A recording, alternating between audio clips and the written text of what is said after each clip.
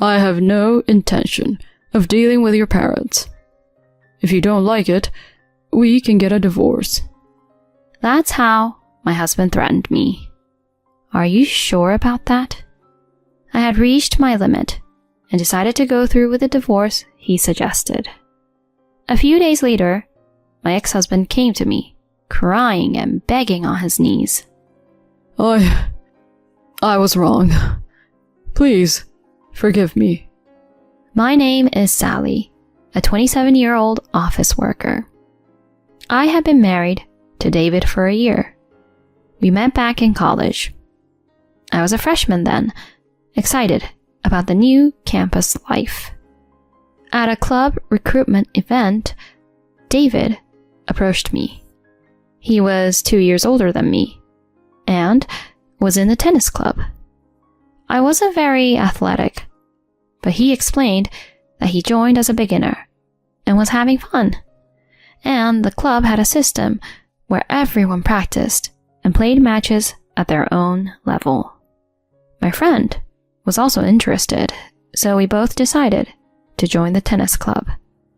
I was nervous until the actual practice started, but he remembered me and taught me kindly. The experienced players would practice with each other, and the club had a great atmosphere where no one was left out. The seniors were always eager to teach the beginners, and everyone was so nice, which made the drinking parties fun too. During my enjoyable college life, he confessed to me around the time he graduated. I've always liked you. I'm going to be working soon, and we won't be able to see each other. I wanted to tell you my feelings before it's too late. Will you go out with me? I had actually liked him too, but thought he saw me just as a junior and had given up on the idea. So, when he confessed, I was thrilled. Of course, I said yes, and we started dating. Since I was still a student and he was working, we mostly met on weekends. But we had a great time. He was mature, leading the way and taking me to various date spots. He often paid for our dates, saying I was still a student, which I thought was very manly. When I was job hunting, he gave me advice, which really helped me prepare. Later, I graduated and got a job. Congratulations, Sally. Thank you. It's all thanks to you, David. No, it's because you worked hard. Then he suggested, Now that we're both working, how about we live together? You mean move in together? Yeah. I thought it was better for you to focus on studies while in school. That might be a good idea. I was happy he suggested moving in together. We decided to inform our parents about it. Thank you for thinking to meet my parents. It's fine. It would be shocking if your parents just popped in and found out we were living together. Plus, it doesn't leave a good impression if I don't meet them first. Oh, David. I was glad he was so responsible, valuing our relationship and considering others. We went to my parents' house, and we told them about our intention to live together. However, my parents were against the idea. Why? What's the reason?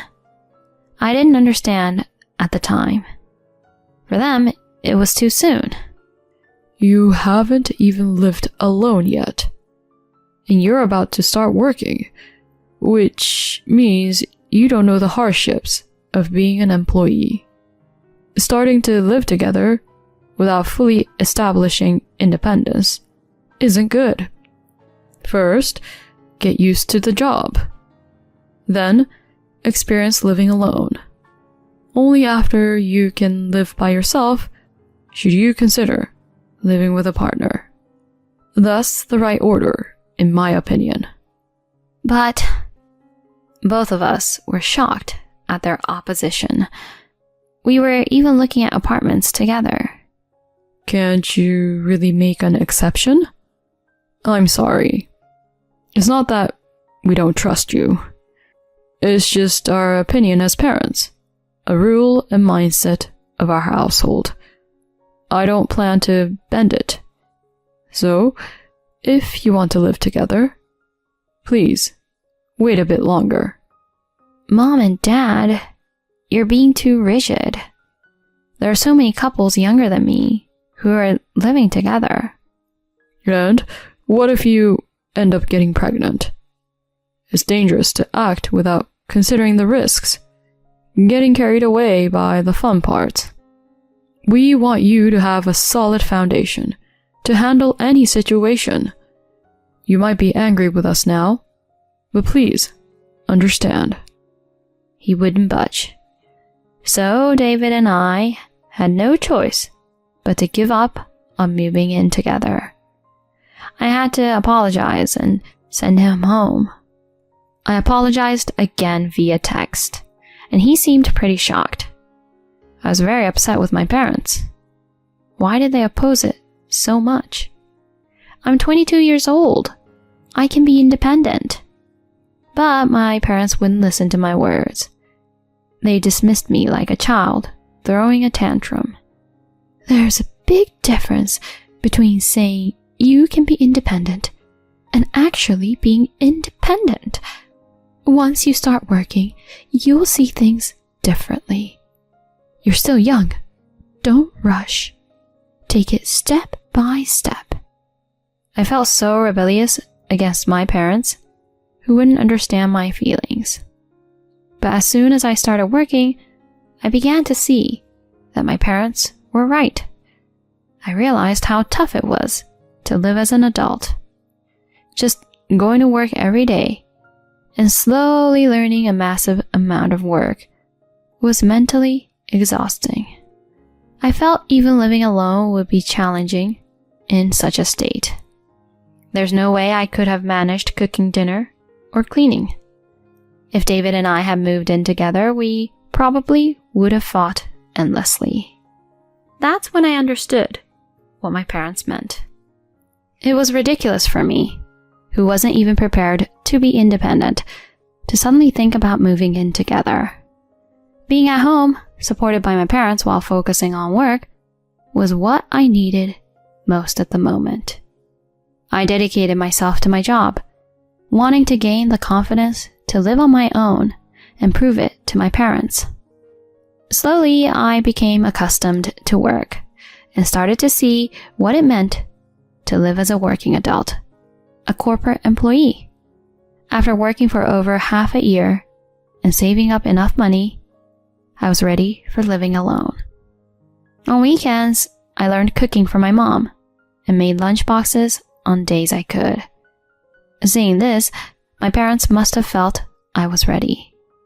They finally agreed to me living alone. So I started living alone in an apartment near my company. I managed to cook every day, and even with some overtime, I could still focus on my work. Before I knew it, I was the top performer among my peers and got an early raise. This boosted my confidence. Unlike my student days, I naturally developed a more mature way of thinking, and I could feel the change of myself, even when I was with David. We continued dating smoothly, visiting each other's places while living separately. He would often ask, "Isn't it about time we started living together?" But I felt it wasn't time yet. I think I need to experience living alone a bit more. I want to make sure I can manage life on my own, even when work gets busier. I see. He replied, somewhat reluctantly, but eventually agreed. After living alone for 2 years, managing my work and household chores even during busy periods, and saving money responsibly, I felt confident that I could handle whatever came my way. So I told David that I was ready to move in together. He was happy and immediately suggested moving in. We visited my parents again to inform them, and this time they recognized my independence and appreciated that David had patiently waited. They easily gave their blessings for us to live together. Next, we talked with David's parents, who were kind and said, "If that's what you both want, we have no objections." With their approval, we finally got the green light to live together. We excitedly searched for an apartment and signed a lease for a place that fit all our criteria. Choosing the kitchenware, furniture, and appliances together was a lot of fun. My income had increased significantly, and I had much more peace of mind than when I first started working. I'm glad we decided to move in together at this time. And so we started living together, finally realizing our long-awaited dream. No more saying goodbye after dates. Without feeling that slight sadness anymore, living together was so enjoyable. We spent time waiting for each other at home, going out to cafes or driving on weekends. We spent such happy times together. But even then, I noticed some small things. Living together brought up small differences in values and perceptions, things he or I might want the other to stop or that bothered us a bit. When these moments came up, I always tried to point them out carefully and gently. If we had moved in together before becoming working adults, I probably wouldn't have been able to handle these situations as well, and the worst case scenario might have been a breakup. I truly felt it was the right time to start living together. About a year after we started cohabiting, he proposed to me. "We've been together for about 7 years, and I want to be with you forever. That will never change. Will you marry me?" I felt the same and immediately accepted.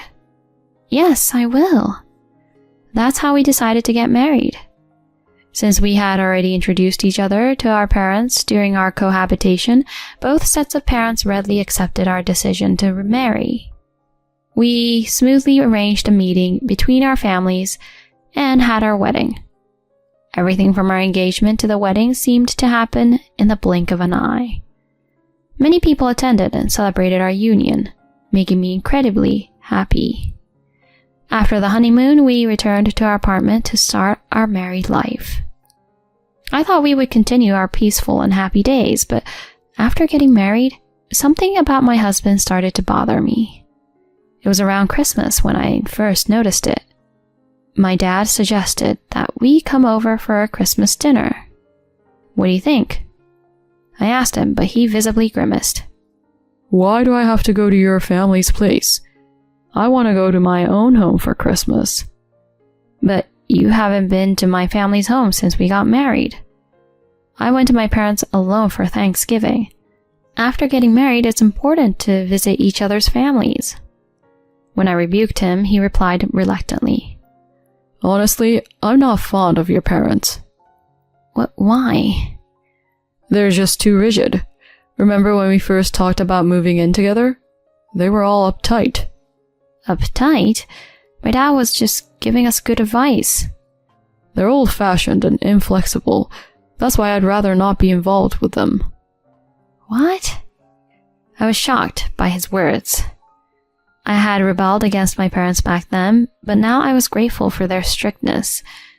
Maybe he found my parents difficult because his own were more permissive. I think it was a matter of compatibility. But there was no need for him to slander them like that.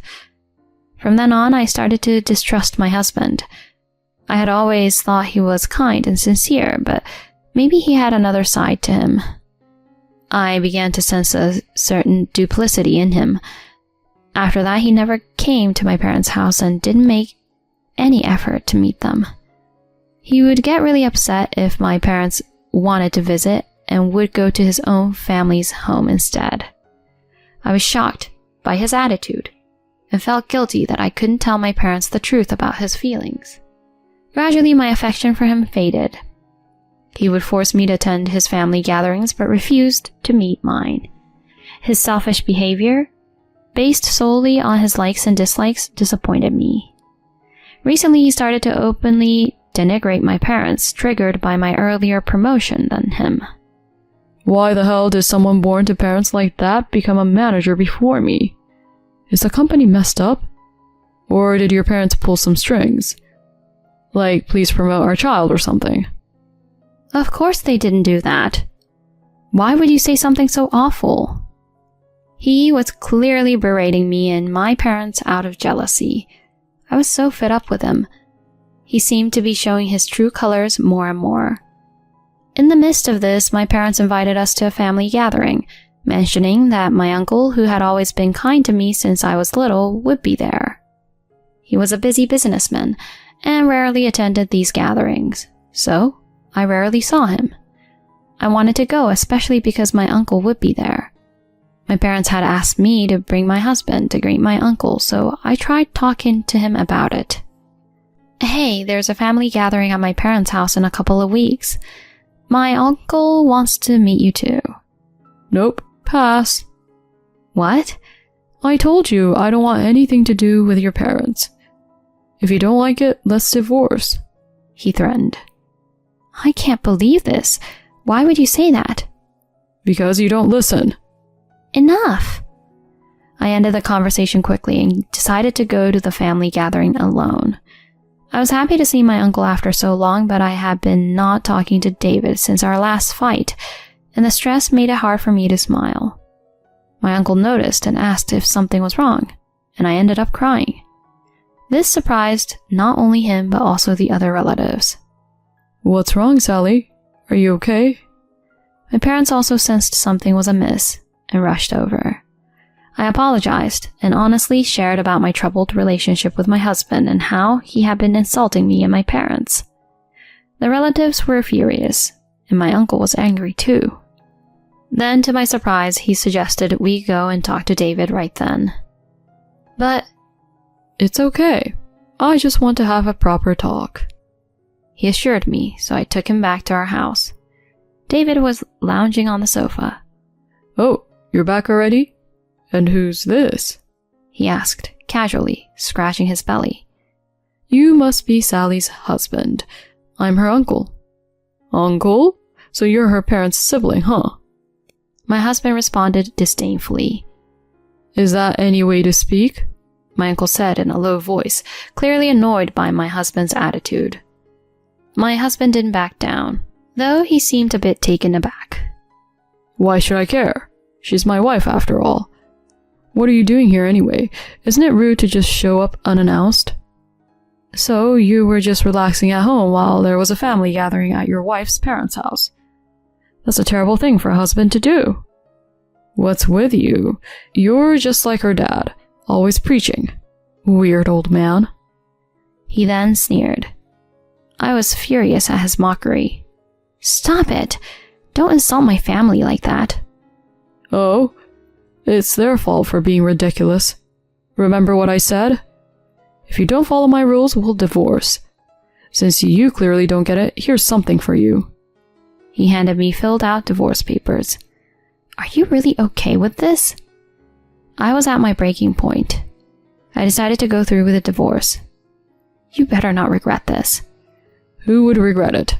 You have a lot to reconsider about yourself, my uncle said, visibly exasperated and no longer angry. I packed my things with my uncle and took them back to my parents' house. Then I submitted the divorce papers and finalized my divorce from David. He was truly the worst. Why hadn't I seen how petty he was? I apologized to my parents and uncle numerous times, although they comforted me, saying it wasn't my fault. I felt responsible for marrying such a man. But it wasn't over yet.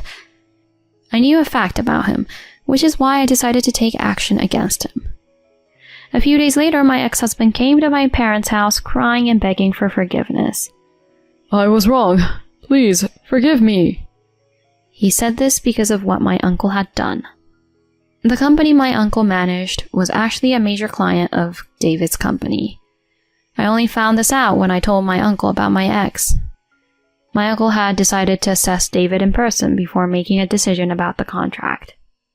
Finding him utterly despicable, he quickly decided to terminate the contract. Naturally, this caused significant problems for my husband's company. The president immediately asked my uncle why, and he honestly spoke about David's character, saying he didn't want to continue a contract with a company employing someone with such poor character. Consequently, the president fired David. In a panic, he came to me begging for forgiveness. I was wrong. I should have valued not only you but your family too. Please, let's get back together. What? Are you serious? You're just trying to save yourself. It's so obvious. I don't have a shred of love left for you. We're already divorced and we're strangers now. Leave before I call the police. I said coldly and closed the door in his pale face. I thought if he was still there in 5 minutes, I'd call the police, but he soon trudged away. After that, my ex-husband couldn't return to his company and struggled to find a new job. Apparently, he had been deemed incompetent at his previous company, and his reputation for causing problems made it impossible for him to find work.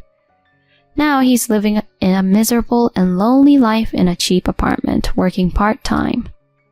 All my college friends supported me, so he was ostracized by them too. Even his parents were dismayed and cut ties with him. Well, he's still young and can start over, but I hope this experience has made him realize how awful his behavior and attitude were. Meanwhile, I'm doing well in my job, finding work more and more enjoyable. My uncle, parents, and I had dinner together, enjoying our time as a happy family. Going forward, I plan to cherish my family while enriching my work and personal life.